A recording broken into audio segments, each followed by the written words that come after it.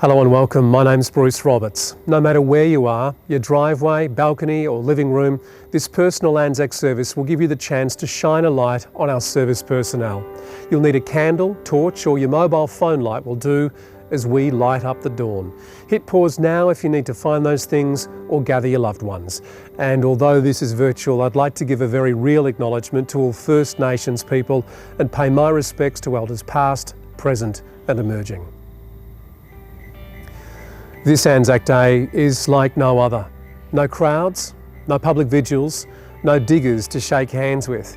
But our nation made a promise long ago in lest we forget, that under any circumstances we'd never forget our original Anzacs and successive generations of Aussie men and women who've put our country's needs before their own. Please light up your candle, turn on your torch or light up your mobile phone. Together we light up the dawn and honour you. We shine a light on lives lost, lives altered, and the ongoing sacrifice our service personnel make for us at home and abroad. Our first message comes from Army Captain Matthew Jones, speaking to us from the Australian Ex-Prisoners of War Memorial. For 2020, Anzac Day will occur in a manner of which it has never before. But even without the veterans, serving ADF members and greater community marching through the streets towards a congregated service, the values and meanings of this day will be as strong as ever. For current serving ADF members, it will forever remain a privilege to wear this uniform, honouring those who served before us. And we aim to continue the Anzac legacy through service to the government, community and people of Australia. I'd like to first acknowledge the members of the Australian Army, Royal Australian Air Force and Royal Australian Navy who spend this Anzac Day deployed on operations protecting the interests of our nation. The Anzac spirit lives on through their efforts both overseas and within Australia. This same spirit was seen earlier this year throughout regional Australia, where all three services of the ADF, along with elements of the New Zealand Defence Force, came together to support emergency services responding to fire-affected communities. Making up a large contribution to this were the men and women of Victoria's Army Reserve units, who, when called up to support their nation and fellow Australians, did so alongside their full-time ADF colleagues. This Anzac Day we acknowledge the veterans who've served Australia throughout their actions both internationally and domestically, as well as those who continue to serve in the Australian Defence Force. The Eternal Ode is recited by Police Inspector Trevor Cornwall and continues with Anzac descendant Isabel de Oliveira.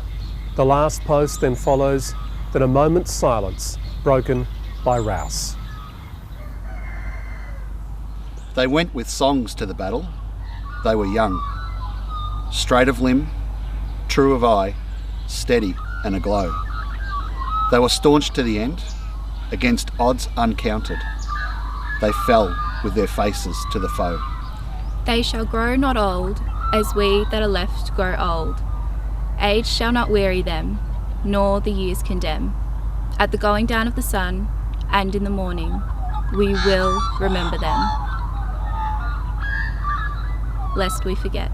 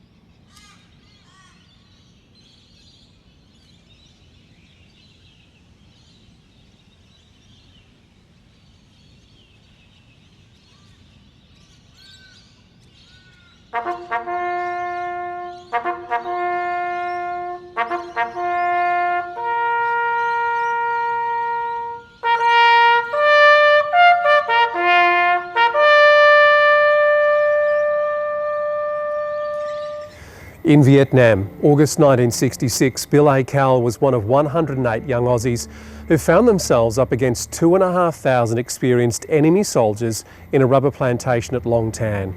While the remarkable victory remains part of Australian folklore and Bill was recognised for his heroism, he insists no one wants to glorify war. But you have to remember, war is part of history. You can't shut it up. It helped shape Australia. As an ex-serviceman, the 25th of April means a lot for myself and my family. Each year we would travel to our local RSL and attend the Anzac Day commemorative service. Sadly, that's not going to occur this year. Anzac Day gave me the opportunity to mix with my mates and to reminisce about the good times we had while we served together. We would also remember the thousands that marched before us and their sacrifice that they gave to this great nation of ours. The current ADF members would not be forgotten. Who could forget them in peace or in war?